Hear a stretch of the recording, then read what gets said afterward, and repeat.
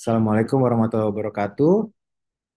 Perkenalkan kami dari kelompok 5 eh, dari untuk tugas mata kuliah Manajemen Teknologi dan Inovasi, yaitu sebuah paper review dari yang berjudul Assessing Industry 4.0 Maturity, an Essential Skill for SMS. Itu paper review ini diberikan oleh dosen pengampu kami, Dr. Insinyur Tatang Ahmad Taufik MSc, sebagai bagian dari tugas mata kuliah kami ini. Jadi dari kami kelompok 5 adalah beranggotakan saya, Handrianto, lalu yang kedua adalah Pak Andi Jasar yang menyusun paper review ini. Lalu kami eh, akan menjelaskan beberapa hal singkat mengenai industri 4.0 ini. Apa itu industri 4.0? Industri 4.0 pertama kali muncul di tahun 2011 pada konferensi Hannover, Jerman untuk mendukung pengembangan perusahaan manufaktur berteknologi tinggi.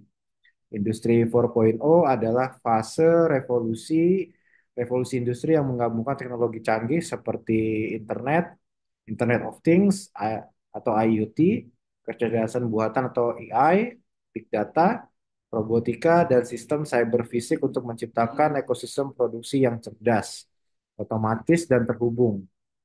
Melalui integrasi digital, melalui integrasi digital, Industri 4.0 memungkinkan pertukaran data secara real time antara mesin dan manusia, meningkatkan efisiensi, fleksibilitas, dan personalisasi dalam proses produksi. Meski menawarkan manfaat besar seperti produktivitas yang lebih tinggi dan penghematan biaya, Industri 4.0 juga menghadapi tantangan serius seperti kebutuhan akan infrastruktur yang kuat, keamanan, dan keterampilan tenaga kerja. Transformasi ini memerlukan strategi investasi dan pelatihan untuk memastikan keberhasilan implementasinya di lapangan. Lalu, seperti tadi yang kami sampaikan, bahwa industri 4.0 memiliki tantangannya sendiri dalam diidealisasikan dan diimplementasikan di lapangan. Tantangan dari industri 4.0 tersebut eh, adalah pertama, kebutuhan infrastruktur teknologinya. Industri 4.0 membutuhkan infrastruktur teknologi yang kuat, termasuk juga jaringan internet, sensor-sensor, lalu kecepatan komputasi, memori, dan perangkat-perangkat yang canggih. Jadi dari kebutuhan infrastruktur ini dibutuhkan investasi awal yang cukup besar dan bisa menjadi hambatan untuk kita memulai eh, fase dari industri 4.0 ini. Jadi yang perlu di garis bawahi di sini di poin pertama ini adalah eh, kebutuhan investasi infrastruktur teknologi yang cukup besar di awal. Lalu yang kedua adalah keamanan cyber. Semakin terhubungnya kita dengan internet, data-data kita, lalu eh, ketersediaan pengamanan akan data kita, resiko serangan cyber itu pasti meningkat secara signifikan. Jadi data kita menjadi sesuatu hal yang penting dan sangat dapat digunakan untuk eh, mengancam keamanan baik secara kita pribadi maupun sektor-sektor di mana kita berada. Apalagi jika sektor-sektor tersebut kurang siap keamanan digitalnya. Lalu yang ketiga adalah kesenjangan keterampilan. Jadi bukan hanya eh, tadi infrastruktur teknologinya, tenaga kerja yang untuk mengoperate atau mengoperasikan lalu mengembangkan, mendevelop dari teknologi tersebut, infrastruktur tersebut juga harus eh, memiliki kemampuan kompetensi yang tinggi. Dan sekarang yang tersedia eh, sumber daya manusia yang dapat mengolah infrastruktur tersebut tidak tidak cukup banyak di lapangan sehingga banyak perusahaan yang menghadapi kesulitan untuk menemukan tenaga kerja yang terampil dalam bidang teknologi ini, sehingga menciptakan kesenjangan keterampilan atau skill gap pada industri 4.0 ini. Lalu yang keempat adalah integrasi dari sistem yang kompleks. Jadi menghubungkan dan menyelaraskan sistem lama dengan teknologi baru adalah tantangan yang cukup besar karena eh, investasi yang telah dilaksanakan untuk teknologi lama belum tentu dapat ya, diintegrasikan dengan sistem modern yang bisa menunjang industri 4.0 ini. Jadi sinkronisasi antara teknologi atau data pada sistem yang lama dengan sistem yang baru yang cukup kompleks menjadi tantangan pada poin nomor 4 ini. Lalu yang kelima adalah biaya implementasinya. Tadi sama seperti poin nomor pertama yaitu kebutuhan infrastruktur teknologi. Di poin kelima ini biaya implementasinya juga cukup besar.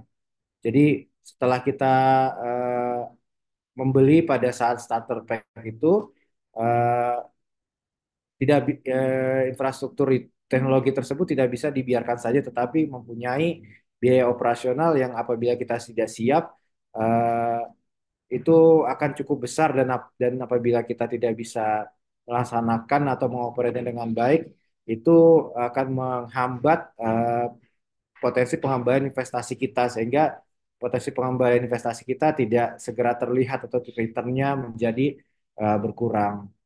Lalu yang keenam adalah standarisasi dan interoperabilitas. Jadi industri 4.0 ini melibatkan banyak perangkat dan teknologi dari berbagai vendor dan belum tentu vendor yang satu dengan vendor yang lainnya bisa tersinkronisasi secara langsung satu sama lain. Jadinya kita harus mempunyai standar yang konsisten di seluruh sektor industri yang dapat memperlancar sinkronisasi tersebut. Lalu di poin nomor 7 adalah perubahan manajemen dan organisasi. Pada industri 4.0 bukan hanya teknologi tapi juga tentang perubahan cara kerja atau habit kerja. Dan itu pasti mempengaruhi proses organisasinya.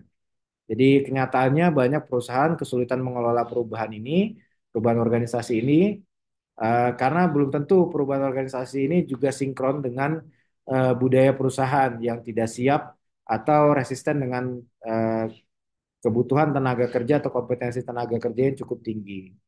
Lalu kedelapan adalah regulasi dan kepatuhan. Penggunaan data dan teknologi baru seringkali tunduk pada regulasi yang ketat, terutama hal privasi data ya. Jadi kepatuhan terhadap peraturan mengenai privasi data itu terus berkembang sesuai dengan tantangan-tantangan yang terjadi uh, di penggunaannya. Jadi hal ini harus diatur ketat dan punya regulasi yang yang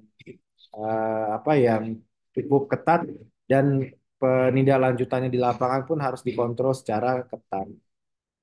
Lalu yang kesembilan adalah ketergantungan pada pemasok.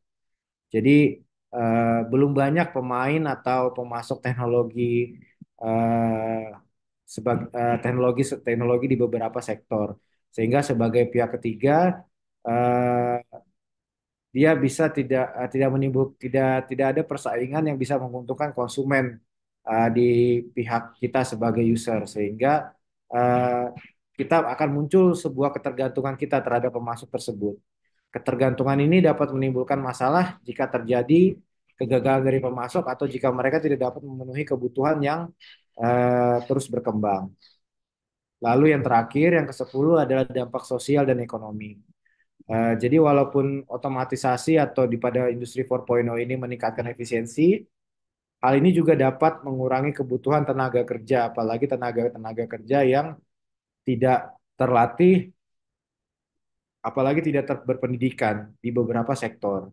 Jadi penggantian ini pasti penggantian manusia dengan dalam tanda kutip mesin ini akan menimbulkan tantangan sosial seperti pengangguran, perubahan keterampilan, dan akan menciptakan peluang kesenjangan ekonomi yang lebih besar.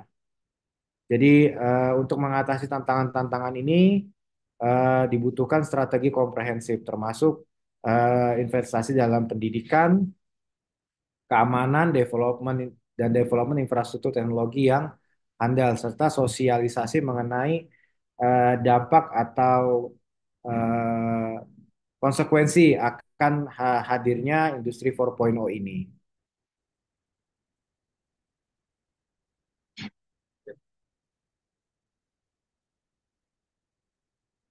Lalu untuk peluang industri 4.0 untuk kematangan UMKM atau usaha kecil dan menengah.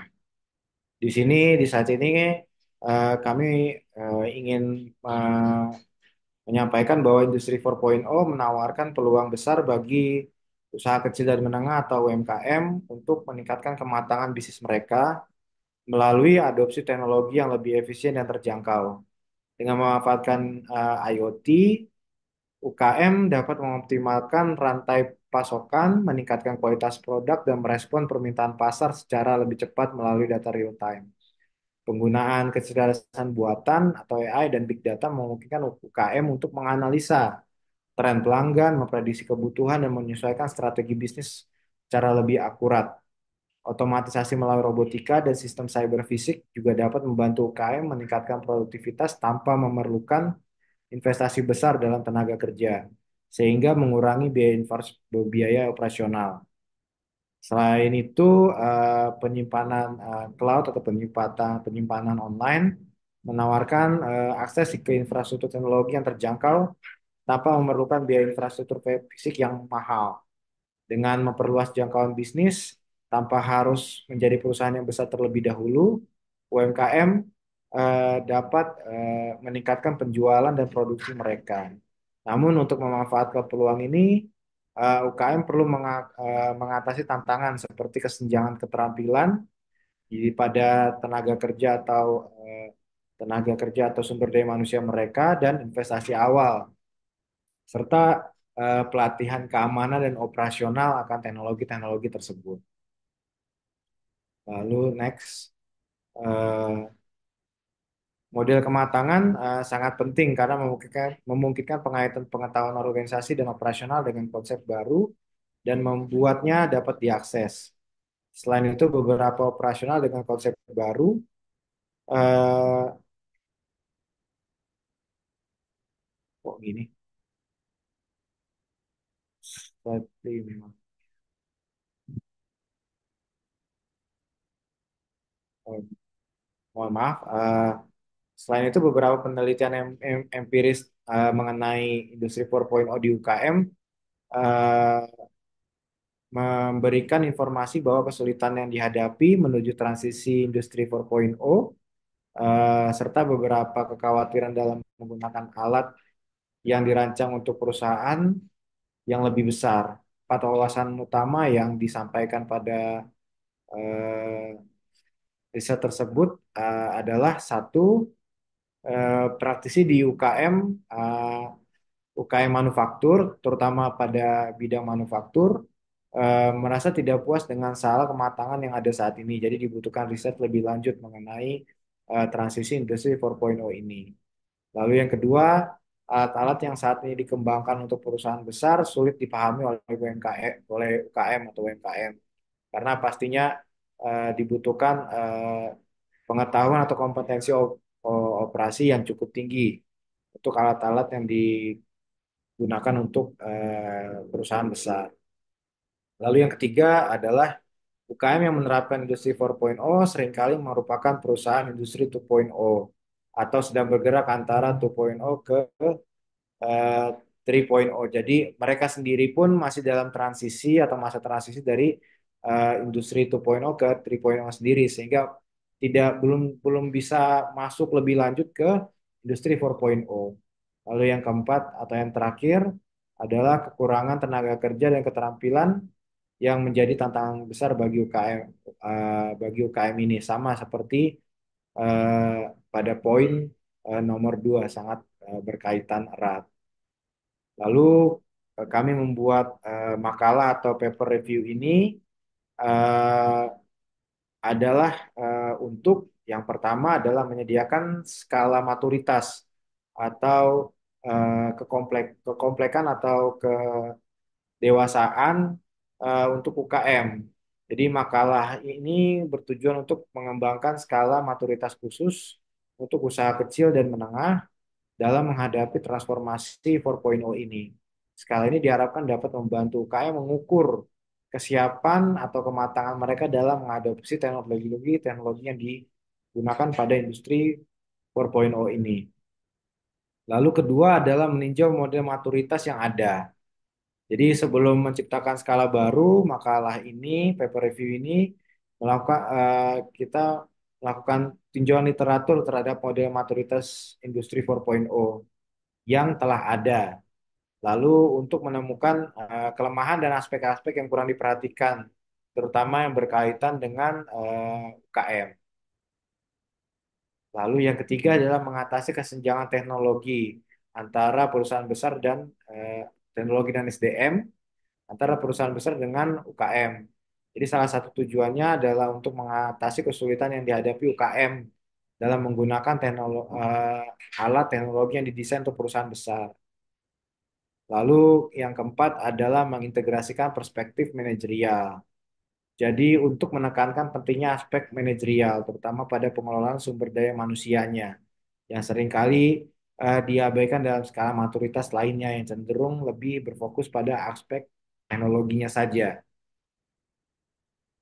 Lalu pada paper review ini atau makalah ini, kami menggunakan metode yang cukup sistematis untuk mengembangkan skala maturitas industri 4.0 ini, yang dirancang khusus untuk UKM atau industri usaha kecil menengah.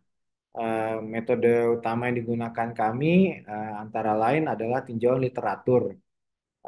Langkah pertama yang kami lakukan adalah melakukan tinjauan literatur yang komprehensif terhadap model-model maturitas industri 4.0 yang sudah ada. Penelitian ini eh, meninjau berbagai model yang dikembangkan oleh konsultan dan akademisi untuk memahami pendekatan yang digunakan dan mengidentifikasi setiap kesenjangan yang terjadi, terutama yang berkaitan dengan UMKM. Lalu yang kedua, setelah tinjauan literatur, kita atau kami melaksanakan analisis maturitas yang ada. Jadi setelah kita mendapatkan informasi dari literatur, eh, para penulis, kami membandingkan model-model yang ditemukan untuk menyoroti dimensi dan pendekatan yang digunakan dalam penilaian maturitas ini. Hal ini termasuk mengklasifikasikan artikel-artikel yang relevan, mengidentifikasikan gap dalam penelitian dan mengembangkan skala maturitas yang baru. Lalu yang ketiga adalah pengembangan model. Setelah kita melakukan analisa, perlu kita mengembangkan model atau mengimplementasikan ide kita itu menjadi metode desain konseptual. Dalam langkah ini, peneliti atau kami membangun model baru berdasarkan analisis literatur yang kami temukan dari wawancara, tukar pendapat, ataupun tukar pendapat dengan pihak lain. Metode ini dikembangkan melalui pendekatan yang sistematis dengan menggunakan atau mengikuti langkah-langkah metodologis yang jelas untuk menciptakan skala maturitas yang lebih relevan bagi UKM. Lalu eh, tinjauan literasi yang kami laksanakan adalah mengidentifikasi model kematangan industri 4.0. Tinjauan literatur ini bertujuan untuk mengidentifikasi model-model kematangan yang digunakan untuk menilai kesiapan perusahaan dalam menghadapi industri 4.0. Lalu perusahaan atau konsultan yang sering menjadi first movers dalam mengadopsi dan menyebarkan skala kematangan karena waktu yang dibutuhkan untuk publikasi akademik lama. Jadi kami meninjau beberapa sampel berdasarkan perusahaan-perusahaan yang menjadi first movers. Lalu skala yang dibuat oleh konsultan seringkali eh, tidak mereferensikan atau memenuhi spesifikasi ilmiah yang ada atau yang sistem filteringnya juga tidak eh, seringkali tidak tidak terapply dengan baik. Oleh karena itu, kami hanya fokus pada makalah yang diterbitkan dalam jurnal atau konferensi yang telah ditinjau oleh rekan-rekan sejawat. Lalu adalah peningkatan pengetahuan tentang industri 4.0. Lalu sejumlah skala kematangan dari praktisi yang diakui secara luas juga dipertimbangkan. Lalu selanjutnya adalah pengaruh konsultan dalam penelitian industri 4.0 ini. Konsultan memainkan peran yang sangat penting dalam menyebarkan skala kematangan, terutama karena mereka yang sudah cepat atau memiliki ilmu pengetahuan yang lebih advance untuk mengadopsi teknologi-teknologi baru. Namun, pada realitanya data yang dikembangkan oleh konsultan-konsultan tersebut belum memenuhi kriteria ilmiah yang cukup ketat. Lalu adalah perluasan penelitian dari disiplin lain. Jadi diperlukan eh, point of view dari beberapa disiplin ilmu supaya eh, meningkatkan atau melengkapi penelitian yang dilaksanakan pada industri 4.0 ini. Lalu pada slide ini dapat kita lihat beberapa tabel. Jadi pada tabel pertama eh, ini terdapat daftar model kematangan yang paling diakui oleh para praktisi yang berkecimpung di proses industri 4.0 ini serta beberapa keterangan akan model tersebut. Ada dari Pricewaterhouse PwC Itali tahun 2017, ada dari Accenture tahun 2016, yaitu model kematangan dari perusahaan konsultan global eh, yang dipublish oleh Accenture, Global Accenture pada tahun 2016. Dapat juga terlihat model yang disusun oleh Digital Transformation Group pada tahun 2015 untuk menilai kematangan transformasi digital dalam konteks ini industri 4.0. Lalu terdapat tabel McKinsey di tahun 2015 yaitu model kematangan yang dikembangkan oleh McKinsey. Lalu ada juga tabel dari Impulse di tahun 2016 sama adalah model kematangan yang dikembangkan oleh Impulse. Lalu ada tabel Roland Berger di tahun 2015 sama hal ini juga adalah sebuah model kematangan yang direview oleh Roland Berger. Lalu yang terakhir adalah tabel dari Connected Enterprise Maturity Model di tahun 2016 yang fokusnya adalah pada kematangan perusahaan yang terbentuk dalam konteks industri 4.0. Tabel-tabel ini mencantumkan berbagai model kematangan yang telah digunakan oleh berbagai perusahaan konsultan terkemuka di dunia. Menunjukkan bahwa model-model ini telah diakui dan diterapkan secara luas dalam menilai kesiapan dan kematangan organisasi kita untuk menghadapi transformasi digital di industri 4.0 ini. Lalu untuk menemukan makalah terkait skala kematangan, kami melakukan pencarian di basis data Scopus tanpa memberikan batasan pada tanggal publikasinya. Pada tabel 2 merangkum parameter yang digunakan dalam pencarian ini. Hasilnya pencarian tersebut menghasilkan kurang lebih 59 dokumen. Setelah kami mendapatkan dokumen tersebut, langkah berikutnya adalah kami mengklasifikasikan dokumen yang diperoleh sehingga artikel yang terkumpul dapat dinilai konsistensinya dan gradingnya dengan topik penelitian untuk memilih hanya makalah yang berkontribusi secara efektif pada penelitian kita saja yang akan kita lanjutkan ke proses selanjutnya. Klasifikasi ini diperlukan karena perkembangan bidang ini sangat heterogen dari berbagai macam disiplin ilmu eh, dan banyak penelitinya sehingga menghasilkan beberapa tinjauan yang lebih dari berbagai perspektif. Meskipun pemilihan kata kunci yang hati-hati, dari 59 dokumen yang ditemukan hanya 14 makalah yang berisi skala kematangan atau skala penilaian random pada pada kasus industri 4.0. Lalu akan dilanjutkan oleh rekan saya, Pak Andi. Silakan. Ya, terima kasih eh, Pak Andrianto untuk penyampaiannya. Kemudian di sini eh,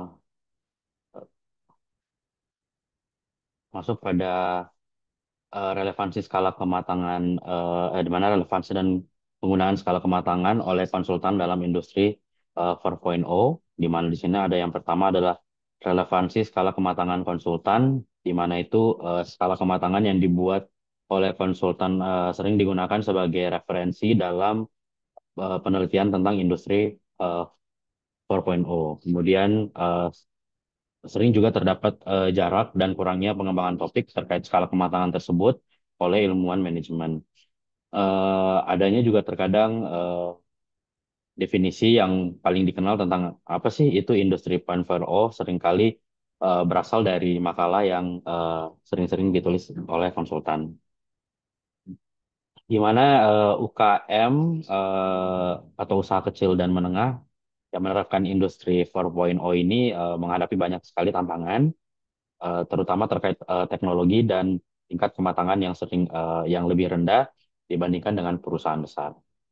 Kemudian sini yang kedua adalah teknosentrisme dalam industri 4.0, di mana itu hasil survei menunjukkan adanya fokus yang kuat pada teknologi dalam penerapan industri 4.0, peran karyawan dan manajemen sumber daya manusia atau SRM yang biasa kita sering tahu sering diabaikan demi optimasi teknologi seperti produksi otomatis, digitalisasi dan jaringan. Kemudian di sini yang ketiga adalah upaya peningkatan kesadaran di pabrik pintar atau di mana tantangan utamanya adalah kurangnya pemahaman dan visi bersama di antara karyawan terkait penerapan manufaktur pintar. Mungkin kalau biasa kita lihat di sini terjadinya banyak di pabrik-pabrik mungkin yang di mana sudah banyak menggunakan robot. Jadi manusia itu cuma eh, diandalkan sebagai untuk bagian perapiannya saja. Kemudian di sini ada yang keempat dimensi budaya dalam industri 4.0 di mana merupakan tema berulang dalam literatur yang mencakup dimensi seperti proses pengembangan produk, pengendalian, operasi, dan integrasi teknologi digital.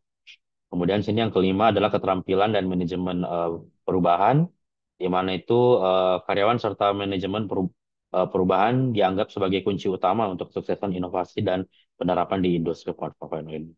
Terkadang komitmen perusahaan terhadap inovasi dan perubahan menjadi hal yang krusial untuk kesuksesan implementasi transformasi digital tersebut.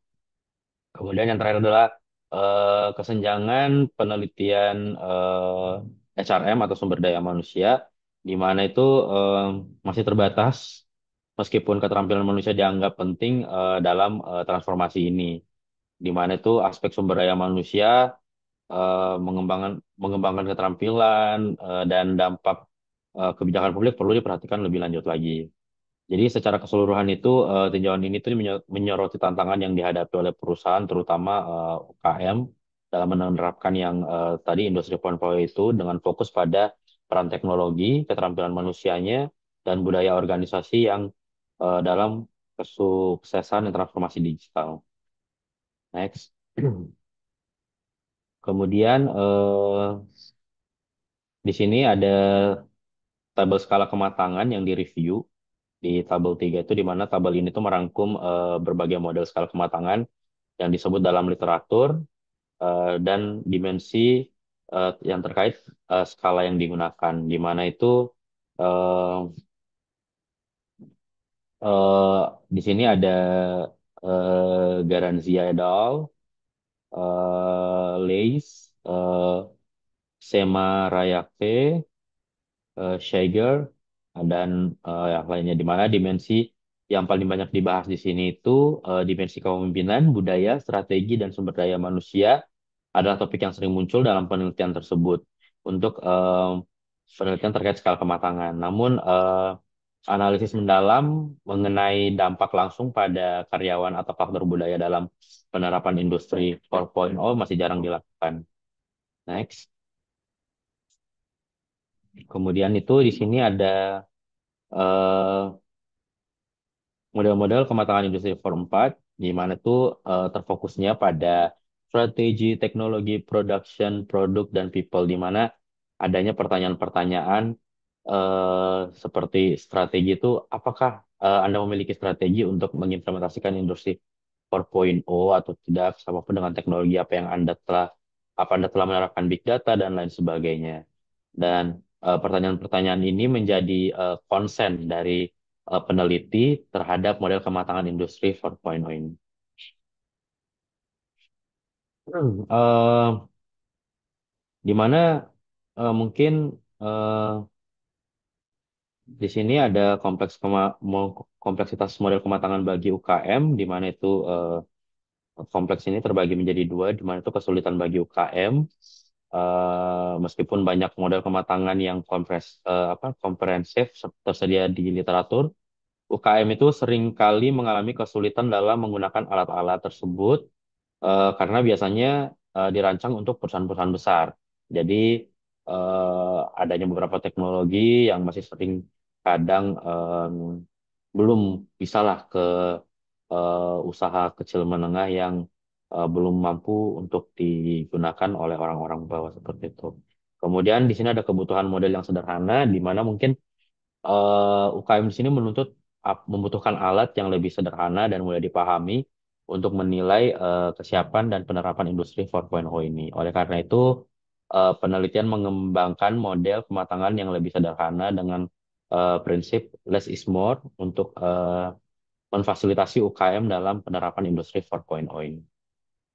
Oke, next. Kemudian di sini ada penyusunan skala Likert dalam penilaian kematangan. Jadi di sini ada tiga, di mana itu skala Likert yang pertama, setiap item pada dimensi dalam model kematangan diukur menggunakan skala Likert, yaitu skalanya 1 sampai 5, yang di mana 1 berarti belum diterapkan atau tidak ada, dan angka 5 itu berarti sepenuhnya sudah diterapkan atau ada. Kemudian ada penggunaan survei, di mana metode survei ini dianggap paling cocok untuk mengumpulkan data terkait kematangan industri 4.0 di sebuah perusahaan. Kemudian survei ini memungkinkan pengumpulan data yang lebih komprehensif dan lebih efisien. Dan yang terakhir itu adalah pengawasan pengisian survei, di mana itu survei ini ditunjukkan untuk perusahaan kecil yang mungkin mengalami kesulitan atau yang kemudian dilakukan adanya pengawasan oleh pakar terkait dan dapat meningkatkan akurasi terhadap pengisian survei tersebut. Kemudian di sini ada analisis data dan visualisasi kematangan, di mana itu analisis data dengan grafik radar, di mana jurnal tersebut menggunakan data yang dikumpulkan melalui survei yang dianalisis dan divisualisasikan menggunakan grafik radar, di mana grafik radar ini membantu praktisi melihat secara visual bagaimana tingkat kematangan setiap dimensinya, serta memberikan gambaran eh, keseluruhan mengenai kesiapan perusahaan tersebut. Kemudian di sini ada pemanfaatan grafik radar, di mana grafik radar ini memungkinkan perusahaan untuk memvisualisasikan tingkat kematangan dan merencanakan aktivitas yang diperlukan untuk meningkatkan skor kematangan mereka masing-masing dimensi. Oke, kemudian di sini ada tabel 5, di mana itu tujuan dimensi kematangan, di mana terbagi menjadi 5, yang mana yang pertama itu menjadi strategi, di mana strategi ini mengidentifikasikan eh, strategi yang ada ini diterapkan oleh perusahaan terkait implementasi industri 4.0, kemudian di mana itu ada teknologi, di mana itu ini mengidentifikasi tingkat teknologi industri 4.0, yang diimplementasikan di dalam sebuah perusahaan. Kemudian itu yang produksi, mengidentifikasi bagaimana teknologi memungkinkan produksi menjadi lebih berorientasi pada produksi 4.0. Kemudian itu di mana ada produk, produk ini mengidentifikasi fitur produk dan kemampuan produk untuk memproses serta bertukar informasi secara otomatis. Apakah produk tersebut bisa di launching atau bisa turun ke masyarakat. Kemudian itu mungkin orang atau sumber daya manusia yang tadi yang kita identifikasi adalah praktik manajemen SDM-nya dan diterapkan untuk mendukung implementasi industri 4.0 ini. Oke, kemudian di sini kami revaluasi dan tujuan dari model kematangan yang lebih sederhana kami bagi menjadi dua, di mana itu satu model kematangan yang lebih sederhana eh, tidak hanya relevan bagi UKM, tetapi juga membantu perusahaan untuk fokus pada peningkatan kematangan di area yang paling membutuhkan perbaikan. Jadi mungkin tingkat lebih lanjutnya lebih ke pematangan industri-industri for UKM di Pontianak ini untuk melihat mereka tetap berjalan dan untuk memperbaiki saat memasuki industri 4.0 ini. Kemudian yang kedua itu adalah dengan model ini perusahaan dapat mengukur secara sistematis persiapan mereka dalam menghadapi tantangan industri 4.0 dan mengidentifikasi area yang membutuhkan perhatian lebih besar. Jadi sangat dibutuhkan eh, kesiapan untuk menghadapi bahwa industri 4.0 ini benar-benar adalah industri yang sangat pintar, yang sangat bisa mempermudah kegiatan aktivitas UKM.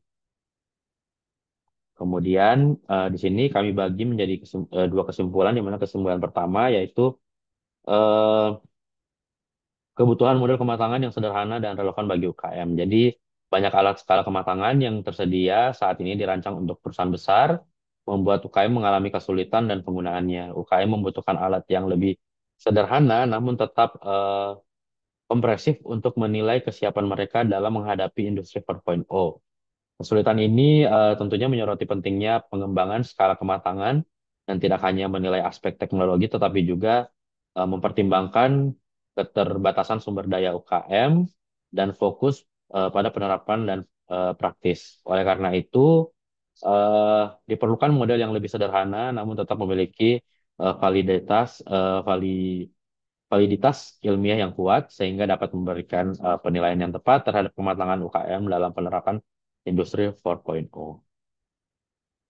Kemudian itu kesimpulan kedua, di mana itu adanya kurang perhatian pada aspek manajerial dalam skala kematangan, di mana penelitian tentang industri 4.0 ini dari perspektif teknis semakin banyak, perhatian terhadap aspek manajerial, terutama manajemen sumber daya manusianya, masih kurang. Jadi banyak skala kematangan lebih menekankan pada teknologi dan proses produksi. Sementara aspek manajerial yang krusial bagi keberhasilan implementasi seringkali masih sangat diabaikan. Kesenjangan ini menegaskan bahwa model kematangan eh, yang ada itu perlu diperbarui untuk mencakup dimensi manajerial secara lebih mendalam sehingga skala kematangan yang lebih seimbang antara teknologi dan manajemen akan membantu perusahaan, terutamanya UKM, dalam merencanakan langkah-langkah yang diperlukan untuk mencapai kesuksesan dalam transformasi digital mereka. Baik, mungkin sekian presentasi dari kelompok 5. Eh, Mohon maaf atas eh, kesalahan mungkin yang ada. Kami ucapkan terima kasih. Assalamualaikum warahmatullahi wabarakatuh.